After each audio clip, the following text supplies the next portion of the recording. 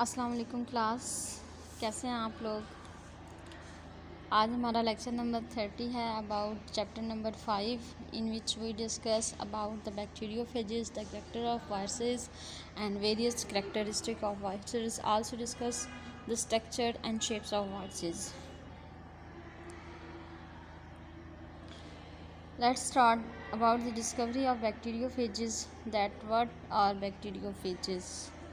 Bacteriophages are those viruses which infect bacteria were discovered independently by the Trott in 1915 and D. Harley in 1917. Trott observed that bacterial colonies sometimes undergo lysis. Lysis means to say dissolve and disappearance, and that this lysis can be transferred from one colony to another colony. सबसे पहले bacteriophage को जिस person ने discover किया था उसका नाम था ट्रॉट एंड डी हार्ले। उन्होंने ये डिस्कवर किया कि कुछ बैक्टीरियल कॉलोनीज ऐसी होती हैं जिनके अंदर लियंस यानी कि लाइसिस या ब्रेक डाउन टेक प्लेस होता है, और यही लाइसिस जो है दूसरी बैक्टीरियल कॉलोनीज में भी ट्रांसफ़र हो जाती है। तो वो ये जानना चाहते थे कि इनकी इस लियंस की या लाइसिस की वजह क्या चीज़ है। तो बाद में डिस्कवरी जब हुई तो पता चला कि certain particles are involved in this lion lysis. Even highly diluted material from lysed colony can transfer the lactic effect. अब उनका मतलब ये था कि अगर थोड़ी सी मिकदार में भी वायरसेस एक कॉलोनी से दूसरी कॉलोनी के अंदर ट्रांसफ़र होते हैं तो लैटिक इफ़ेक्ट जो है वो काज करते हैं। मीन क्या है कि बैक्टीरियल कॉलोनी की ब्रेक डाउन स्टार्ट हो जाती है अगर थोड़े सी मिकदार में भी वायरसेस एक कॉलोनी से दूसरी कॉलोनी के अंदर ट्रांसफ़र होते हैं। However heating the filtrate destroy it's lytic property. आजकल भी हम लोग देख रहे हैं कि कोरोना वायरसेस जो हैं इनको ज़्यादा टेम्परेचर प्रोवाइड किया जाए तो इनकी डेथ हो जाती है। इन द सेम वे वो कहते हैं कि अगर कॉलोनीज़ को हीटिंग प्रोवाइड की जाए तो कंटिन्यूसली हीटिंग के ज़रिए से जो लैटिक प्रॉपर्टी होती है बैक्टीरिया की ब्रेक डाउन करने की जो प्रॉपर्टी होती है वो ख़त्म हो जाती है। From this observation he concluded that lattice agent might be viruses. तो उन्होंने इससे ये नतीजा अख्ज़ किया कि वो चीज़ या वो एजेंट जो कि लाइसिस की वजह बनती है वो वायरसेस हैं। D Harley rediscovered this phenomena in 1917 and use the word meaning bacteria eater.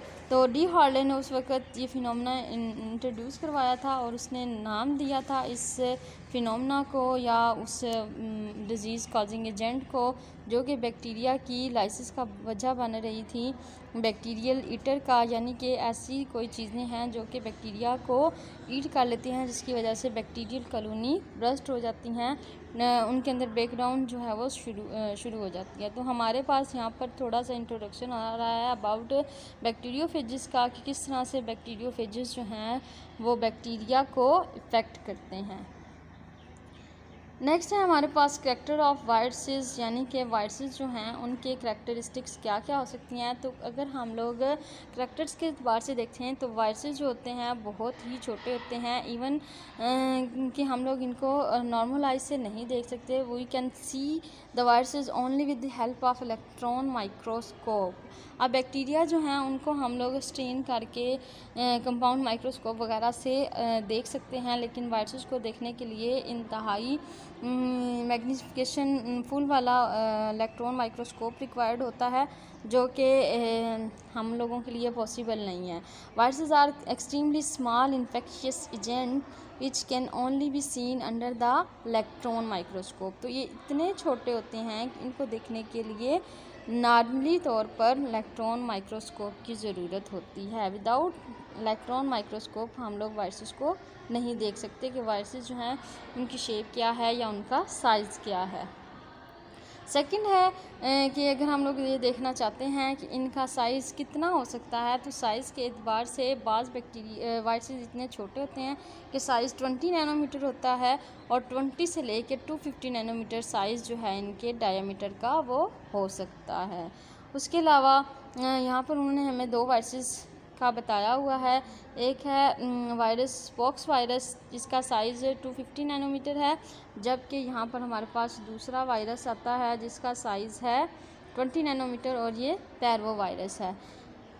There are 10 to 100 times smaller than the most bacteria. अगर हम लोग ये कंपैरिजन करना चाहते हैं कि वायरसेस और बैक्टीरिया के साइज़ का क्या कंपैरिजन है, मतलब कि बैक्टीरिया कितने बड़े होते हैं और वायरसेस उनसे कितना छोटा होते हैं, तो वायरसेस जो हैं 10 to 1000 टाइम्स स्मॉलर होते हैं बैक्टीरिया से, यानी कि बैक्टीरिया 1000 टाइम वायरसेस से बड़े होते हैं। और ये फिल्टरेबल बैरियर को क्रॉस नहीं कर सकते बैक्टीरिया, लेकिन वायरसेस जो हैं ये फिल्टर पेपर बैरियर को भी क्रॉस कर देते हैं, इंतहाई छोटे होते हैं। नेक्स्ट फोर्थ कैरेक्टर ये है कि viruses can not be grown on artificial media. जिस तरह से हम लोग देखते हैं कि बैक्टीरिया दही में बन जाते हैं और उसके अलावा लैब में हम लोग इनकी प्रोडक्शन करवा सकते हैं, लेकिन इस एतबार से वायरसेस ऐसे एंटिटीज़ हैं that we can not prepare in laboratory media और आर्टिफिशियल मीडिया। फिफ्थ कैरेक्टर का ये है कि इनको रिप्रोडक्शन के लिए किसी एक होस्ट की ज़रूरत होती है, और वो होस्ट जो है इनका कोई एनिमल हो सकता है, कोई प्लांट हो सकता है, या फिर कोई भी माइक्रो ऑर्गेनिज्म मुराद के बैक्टीरिया वगैरह हो सकते हैं। Where they reproduce by replication, जहाँ पर ये अपना नंबर इंक्रीज़ करते हैं by the process of replication. Replication is the process by which many copies और replica of the viruses are form. Replication का आप लोगों को पता ही है कि रेप्लिकेशन एक प्रोसेस है जिसके दौरान में एग्जैक्ट कॉपीज़ बनाई जाती हैं।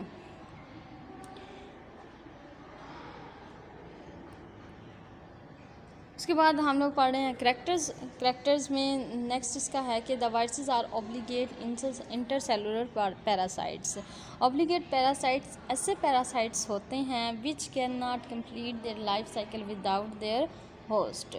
तो यूजुअली ये इंट्रासेलुलर होस्ट पैरासाइट्स हैं, यानी कि विद इन सेल वर्क करते हैं, आउट ऑफ द सेल ये वर्क नहीं कर सकते, क्योंकि इन्हें रिप्रोडक्शन के लिए अपने होस्ट की सारी मशीनरी चाहिए होती हैं। They have no enzymes, they have no hormones, they have no organelles, that's why they utilize all the machinery of their host cell।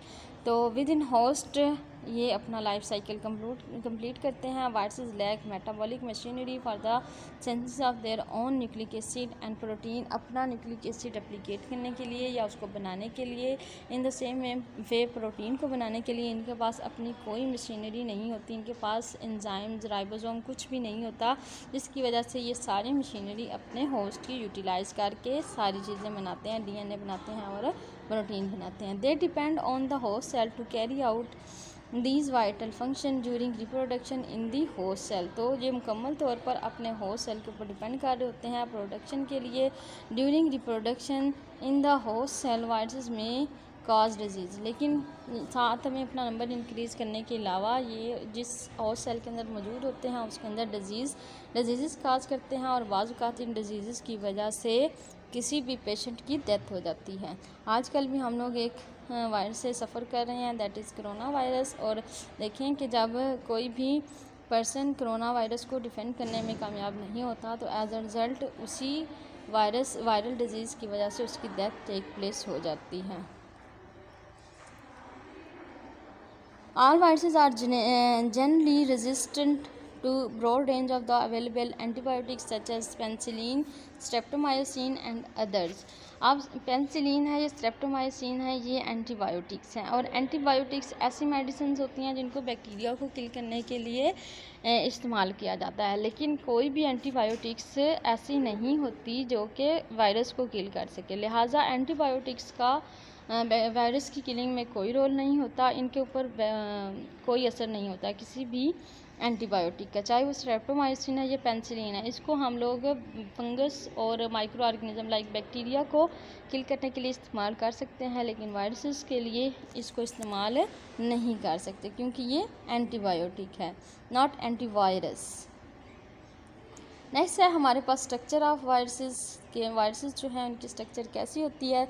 The complete mature and infectious particle is known as virion. अब हमारे पास आता है what is virion. तो virion जो है एक mature से मुराद के डिजीज़ काजिंग एजेंट जो कि मुकम्मल तौर पर मेच्योर है, उसके पास अपना DNA या RNA मौजूद है और उसके अलावा प्रोटीन मौजूद हैं, अब मुकम्मल तौर पे इस काबिल है कि डिज़ीज़ काज कर सके, तो ऐसे एजेंट को हम लोग कहेंगे virion. The virions are compose of central core of nucleic acid. अब विरियन की अगर हम लोग केमिकल कंपोजिशन देखते हैं तो उसके अंदर दो चीज़ें पाई जाती हैं। One is the nucleic acid either in the form of DNA और in the form of RNA, while second one is the protein code that's function is to protect the nucleic acid within it. Capsid give definite shape to the virion. अब जो उसका capsid होता है, जो envelope होता है protein का बना हुआ, वो इसको एग्जैक्ट शेप प्रोवाइड करता है। जो कैप्सिड की शेप होती है वही वायरस की शेप तस्वर की जाती है। Capsid is made up of protein sub unit known as capsomer. अब अगर हम लोग देखते हैं कि कैप्सिड जो है वो बजाते खुद किस चीज़ का बना हुआ होता है, तो कैप्सिड एक इन्वेलप होता है with in which nucleic acid मौजूद होता है। लेकिन कैप्सिड की अगर हम लोग केमिकल कंपोजिशन देखते हैं तो ये सब यूनिट से मिलकर बनता है और हर एक सब यूनिट को हम लोग कहते हैं capsomer. The number of the capsomer is the characteristic of the particular virus. हर एक वायरस के अंदर नंबर ऑफ कैप्सोमर मुख्तलिफ होता है। हो सकता है किसी के अंदर 162 हो तो किसी के अंदर 10 हो। तो ये नंबर जो है वो वेरी करता है जिसकी बुनियाद पर या जिसकी वजह से वायरसेस को मुख्तलिफ कैटेगरीज़ में डिवाइड किया जाता है। जैसा कि यहाँ पर उन्होंने बताया है कि हर्प्स वायरस के अंदर नंबर ऑफ़ कैप्सोमर्स 162 है, जबकि एडिनो वायरस के अंदर नंबर ऑफ़ कैप्सोमर 252 है। तो हर एक वायरस के अंदर नंबर ऑफ़ कैप्सोमर मुख्तलिफ होता है, जो कि उसका एक करैक्टर समझा जाता है, उसकी आइडेंटिटी समझा जाता है। In some animal viruses the nucleocapsid से मुराद कि nucleic acid within the capsid and capsid collectively called nucleic capsid and the capsid is covered by another membrane derived from the host cell. और बाज़ औक़ात वो कह रहे हैं कि वायरसेस के अंदर कैप्सिड के अलावा एक एनवेलप मौजूद होता है, जो कि वो होस्ट सेल की सेल वॉल को डिज़ोल्व करके अपने इर्द गिर्द विस्कस मटीरियल एकोमोडेट कर लेता है, जो कि एनवेलप की सूरत में जाना जाता है। Non envelope viruses are known as naked virus. ऐसे वायरसेस जिनके इर्द गिर्द एनवेलप मौजूद नहीं होता, मतलब कैप्सिड तो होता है लेकिन एनवेलप नहीं होता, तो उनको हम लोग कहते हैं नॉन एनवेलप। और जिनके इर्द गिर्द एनवेलप मौजूद होता है उनको हम लोग कहते हैं envelope virus. Animal and plant viruses में भी पॉलीहाइड्रोन से मुराद की जिस तरह से आपके पास रिंग्स होती हैं उनकी मुख्तलिफ साइड्स होती हैं, मतलब ये जैसे आप लोग देखते हैं कि डायमंड रिंग्स होती हैं, उनका जो स्टोन होता है वो पॉलीहाइड्रल होता है, मतलब उसकी काफ़ी ज़्यादा साइड्स होती हैं। तो बाज़ औक़ात वायरस जो होता है उसका हेड इस तरह से होता है कि वो पॉलीहाइड्रल इन नेचर होता है, उसकी काफ़ी ज़्यादा फेजेस होती हैं और उसके इर्द गिर्द कॉम्प्लेक्स एनवेलप भी मौजूद होता है। Like structure of virus is this there is a diamond shape capsid. You can see that there are various phases and envelope viruses का देखें कि ये एक इनमें से इन दोनों में से एक वायरस है एनवेलप वाला और एक वायरस है नॉन एनवेलप वायरस। ऐसे वायरसेस जिनके इर्द गिर्द एनवेलप मौजूद है इनको हम लोग कहते हैं एनवेलप वायरसेस, और जिनके इर्द गिर्द एनवेलप मौजूद नहीं है नेकेड वायरसेस कहलाते हैं। यहाँ पर देखें कि येलो कलर का दिखाया जा रहा है, ये वायरस के इर्द गिर्द बना हुआ एनवेलप है और इसके इर्द गिर्द एनवेलप मौजूद नहीं है। और इस विद इन एनवेलप इसका न्यूक्लिक एसिड मौजूद है, जो कि ज़ाहिर किया गया है थ्रेड लाइक स्ट्रक्चर से। यहाँ पर हमारे पास आ रहा है बैक्टीरियोफेजेस वायरसेस। बैक्टीरियोफेज का एक हेड है with in which nucleic acid मौजूद है और उसके अलावा उसकी टेल है। टेल के अलावा यहाँ पर फाइबर्स दिखाई गई हैं और उसके अलावा यहाँ पर उसका जो हेड है उसकी केमिकल कंपोजिशन और शेप भी बताई हुई है। आप लोगों ने ये स्ट्रक्चर इसी तरह से याद भी करनी है और इसको ड्रा भी करना है। अल्लाह हाफिज़।